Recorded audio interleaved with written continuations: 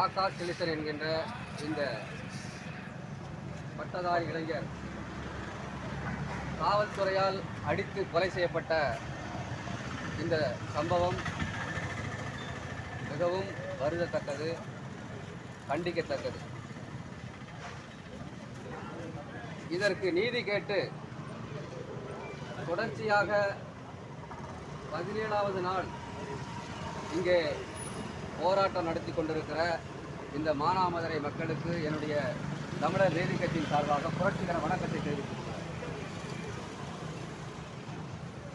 ஆகாஷ் கிளிசன் என்பவர் எந்த பின்னணி கொண்டவர் என்றால் ஒரு துடிப்புமிக்க இளைஞர். நான் இன்றைக்கு இந்த மானாமதுரைக்கு வந்து அவருடைய வீட்டுக்கு சென்று அவரை பற்றி விசாரித்தேன்.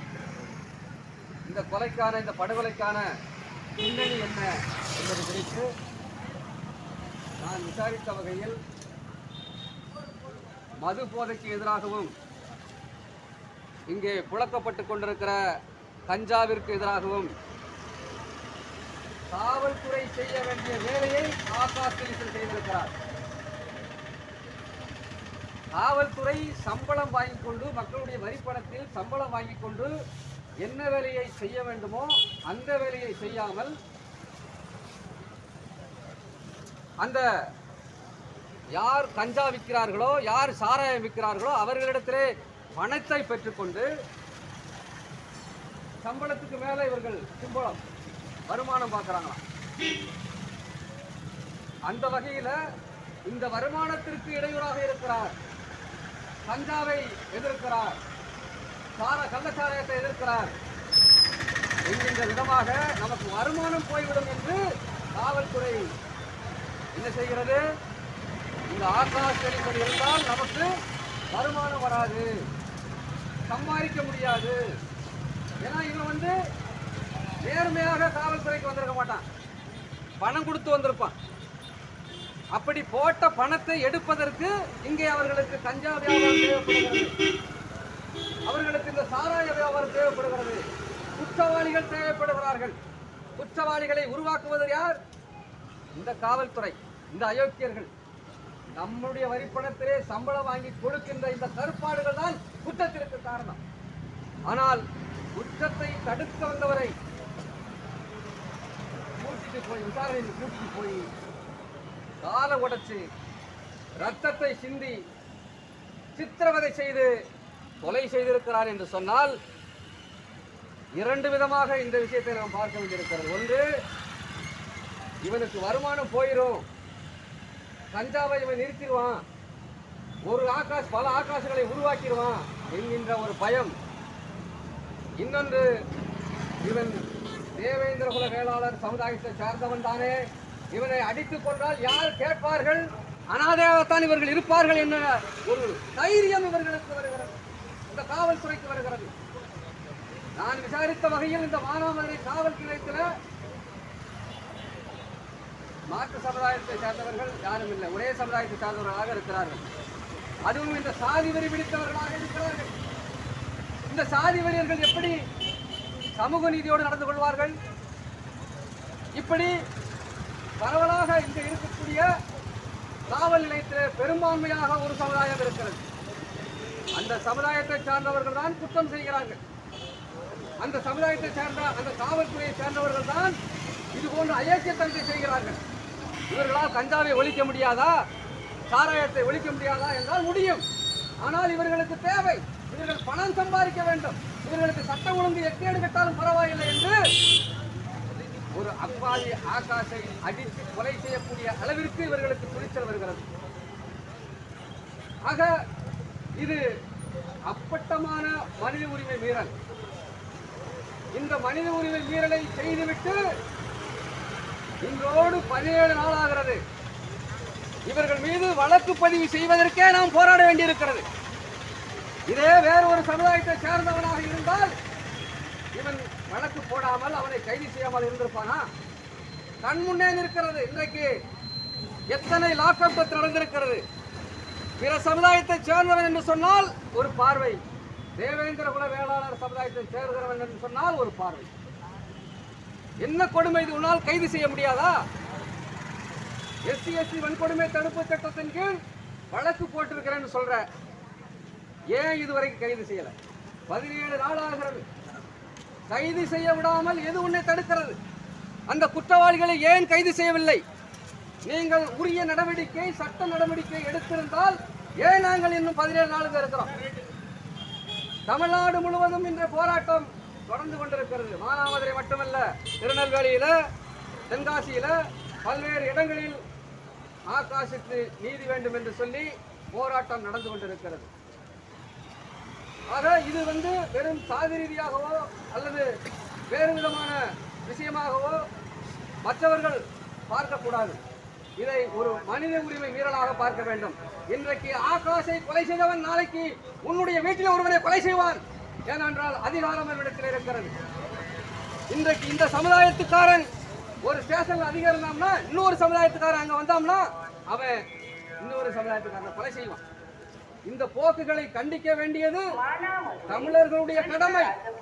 இந்த நேரத்தில் சாதி பார்த்து கொண்டு அல்லது இந்த கட்சிக்கு ஓட்டு போய்விடும் என்றெல்லாம் இந்த கட்சி தலைமைகள் நினைத்துக் கொண்டு இங்கே வராமல் இருக்கிறார்கள்.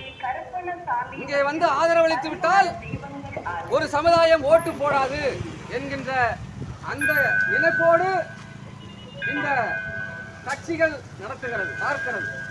இவன் தானே, இவன் ஓட்டு போட்டுருவான், எப்படினாலும் இலவசமாக ஓட்டு போட்டு விடுவான், அந்த சமுதாயம் போடாது, இந்த இவனுக்கு ஆதரவாக நம்ம வந்துவிடக்கூடாது என்று இந்த கட்சி தலைமைகள் நினைக்கிறது. இந்த அரசியலை நாம் புரிந்து கொள்ள வேண்டும். இந்த கட்சிகளுக்கு நான் சொல்லுகிறேன், வேறு சமுதாயத்தினர் பாதிக்கப்பட்டால் எப்படியெல்லாம் போய் அங்கே கூக்குரலிட்டு அவர்களை கைது செய்ய வேண்டும், கைது செய்கிற வரைக்கும் விடாமல் அவர்கள் இருக்கிறார்கள். ஆனால் இங்கே எத்தனை பேர் வந்தார்கள்?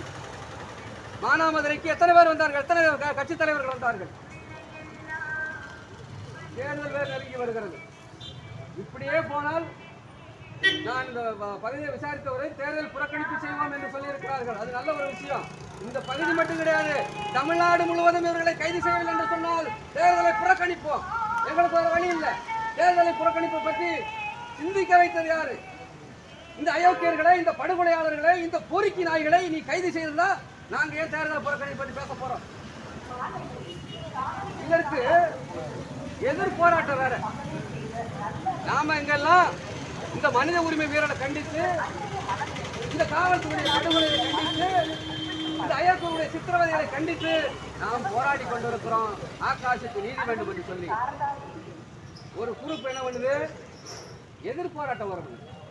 ஆஹா, எப்படி இவர்கள் இங்கே சென்று இவர்கள் நீதிக்காக போராடலாம் அப்படின்னு ஒரு கும்பல் இந்த கும்பலை உருவாக்குறது யார் தெரியுமா? இந்த படுகொலையாளர்கள்.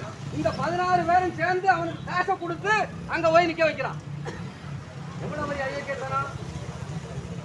இது குறித்து நான் விசாரித்தேன் காலையில அந்த போராட்டத்தில், இந்த போராட்டத்தை எதிர்த்து போராட்டம் செய்தவன் ஒருவன் ஆக்சிடென்ட்ல செத்து போனானா. நீதி ஒன்றும் சாகல பாருங்க, உடனே அவனுக்கு தண்டனை கிடைச்சிருக்கு. நீதிக்காக போராடு, மக்கள் உன்னை வாழ்த்துவார்கள். அநீதிக்காக போராடுனா உன்னுடைய நிலைமை அதுதான் அப்படின்னு இயற்கை உனக்கு தண்டனை வழங்கி இருக்கிறது. அதே நேரத்தில் அந்த சமூக ஆர்வலர்கள் ஆகாஷுடைய படுகொலை எல்லாம் கண்டிக்கிறாங்க. உண்மையிலே மனிதநேயம் மிக்கவர்கள், மாண்பு மிக்கவர்கள் எல்லாரும் இந்த ஆகாஷ் படுகொலையை கண்டிக்கிறாங்க. கண்டித்து இதற்கு நீதி வேண்டும் என்று பேசுறாங்க. அதுல ஒரு குறிப்பிட்ட நபர், நேதாஜி சுபாஷ் சேனையுடைய தலைவர் அண்ணன் மகாராஜன் அவர்கள் பேசுறார். நீதி வேண்டியா? ஆகாஷ் படுகொலை செய்யப்பட்டது தப்பு, அவரை அடித்து கொலை செய்திருக்கிறாங்க, காலு கையை உடைச்சிருக்காங்க, சித்திரவதை செய்திருக்கிறாங்க, அவருக்கு நீதி வேண்டும் என்று பேசக்கூடிய மகாராஜனை சமூக வலைத்தளங்களில் எப்படியெல்லாம் தூக்குகிறார்கள், அவருக்கு கொலை மிரட்டல் விடுக்கிறார்கள். எப்படிப்பட்ட அயோக்கியர்கள் இருக்கிறார்கள் பாருங்கள். இன்றைக்கு நான் ஒன்று சொல்லுகிறேன், மகாராஜன் தனி மனிதர் அல்ல, அவர் தமிழ் சமுதாயத்தின் பிள்ளை. அவருக்கு கொலை மிரட்டல் விடுப்பது என்பது தமிழ் சமுதாயத்திற்கு கொலை மிரட்டல் விடுப்பதற்கு சமம். அவ்வளவு சீக்கிரம் அவரை நீ சீண்டிட்டு போயிருக்கியா? நீ ஒரு நியாயத்தை பேசுறாயா? ஒரு அநீதி நடந்திருக்கிறது, அந்த அநீதிக்கு தீர்வு வேணும்னு பேசுறான். அப்படியெல்லாம் பேசக்கூடாது. அந்த சாதியை சார்ந்தவனுக்கு அநீதியே நடந்தாலும் பேசக்கூடாது. என்ன கொடுமை இது? எப்படி பார்க்கப்படுகிறது? இந்த எண்ணங்களை எல்லாம் இந்த குறிப்பிட்ட சமுதாயத்தை சேர்ந்தவர்கள் மாற்றிக்கொள்ள வேண்டும். தென் மாவட்டங்களில் பெரும்பான்மையாக இருக்கக்கூடிய இந்த குறிப்பிட்ட சமுதாயத்தை சேர்ந்தவர்கள் காவல்துறையில புகுந்து கொண்டு சாதி வெறியோடு செயல்படுகிறார்கள் என்பது இன்று நேற்றல்ல, பல ஆண்டுகளாக நாம் வைக்கிற குற்றச்சாட்டு. ஏன் இன்னும் சொல்ல போனால் பத்திரிகை செய்தியிலே வந்திருக்கிறது. பத்திரிகை செய்தியில குறிப்பிட்டு சொல்லணும்னா தினகரன் பத்திரிகையில் எழுதியிருக்கிறான்.